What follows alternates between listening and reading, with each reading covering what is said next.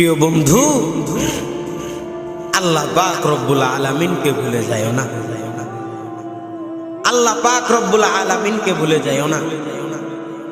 তোমার চলার শক্তি, তোমার খাবারের শক্তি, তোমার সব কিছু যে মালিক দিয়েছেন ওই মালিককে ভুলে যাও না। তুমি নিমক হারাম হয় না, তুমি নিমক হারাম হয় না। প্রিয় বন্ধু, ওই মালিকের প্রেম অন্তরে রাখো, ওই মালিককে চিনতে শিখো, ওই মালিককে ভালোবাসতে শিখো। আরে আমার মালিক তোমাকে কত বিপদ থেকে উদ্ধার করে তুমি বুঝো না।